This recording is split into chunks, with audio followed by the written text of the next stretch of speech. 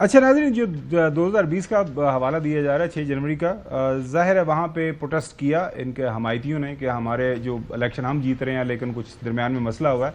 इदारे जो थे उन्होंने वही किया जो करना चाहिए था। जिन्होंने ज़्यादती की, ट्रेस पासिंग की, उनको पकड़ा गया, प्रोसिक्यूशन हुई, सब के सामने दिन दिहाड़े का केस चला और वो आराम से जिनको सज़ाएँ बनती थी उनकी सज़ाएँ हो गई।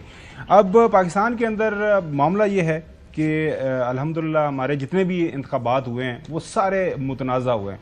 एक दो के ऊपर ख़ास तौर पर 1990 के इलेक्शन में जब पहली दफ़ा नवाज शरीफ बने थे प्राइम मिनिस्टर, जिसके नतीजे में उसके हवाले से एक सुप्रीम कोर्ट की वाज़े जजमेंट भी आई हुई है कि उस, आपको याद होगा मुशर्रफ ज़माना एक मेहरान बैंक स्कैंडल, पता नहीं कितने मिलियन वो पैसे वैसे भी बांटे गए थे। अब 2024 फास्ट फॉरवर्ड इंतखाबात होते हैं 8 फरवरी को। उसके ऊपर ज़ाहिर है हमारा तरीक़ाकार है, लोगों को जो हारने वाले उम्मीदवार हैं वो अपनी पिटिशन करते हैं अंडर द इलेक्शन लॉ।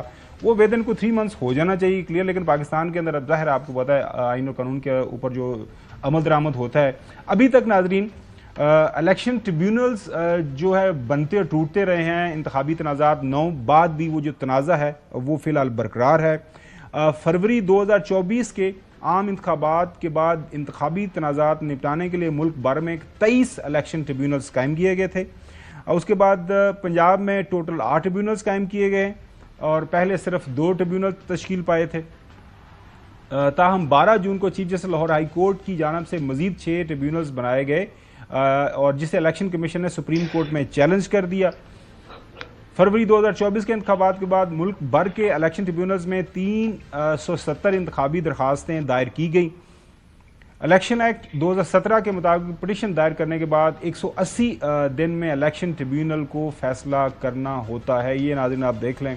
ताहम फाफन की रिपोर्ट के मुताबिक 17 अगस्त 2024 तक तमाम ट्रिब्यूनल्स 377 में से सिर्फ 25 इंतखाबी जो दरखास्तें हैं उनको निपटा सके हैं। ये है हमारे यहाँ हकीकत जो मामला है। ज़ाहिर है इसको निपटाने के लिए बड़ा ज़रूरी है कि इदारे काम करें, इलेक्शन कमीशन काम करें।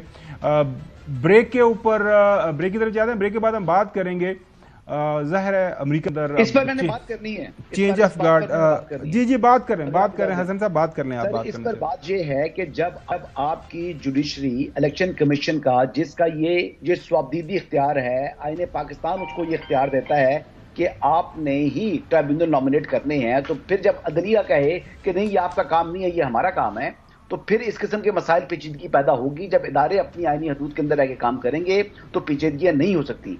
लेकिन जब जो कि आईने पाकिस्तान इख्तियार इलेक्शन कमीशन को देता है इलेक्शन ट्रिब्यूनल नोटिफाई करने का, तो फिर जब जुडिशरी कहे कि नहीं ये हमारा काम है कि ये हमने करना है क्योंकि ट्रिब्यूनल जो है वो हमसे आएंगे, तो फिर इस तरह फिर आपकी जो है ना मसाइल बढ़ेंगे। तो हमारे इदारों को भी आईनी हदूद के अंदर रह के काम करना चाहिए। इलेक्शन कमीशन एक आईनी इदारा है और इलेक्शन कमीशन के सरबराह से मुतल्लिक भी लोगों को बात करते हुए थोड़ा सा जो है ना वो ध्यान रखना चाहिए कि वो भी कंटेम्प्ट ऑफ इलेक्शन कमीशन का इख्तियार रखते हैं। आपकी बात 100% दुरुस्त है। जो हम ये बात कर रहे हैं, जो इशू हाईलाइट कर रहे हैं, आप उसी को स्ट्रेंथन कर रहे हैं, हम वही कर रहे हैं। बिल्कुल आप अच्छे अंदाज से सारा आपने इशू एक्सप्लेन किया है। गुजारिश हम सारे यही करने की कोशिश कर रहे हैं कि मुल्क पाकिस्तान के अंदर जो मामलात हैं इशू रिजॉल्व नहीं होते, चलते रहते हैं।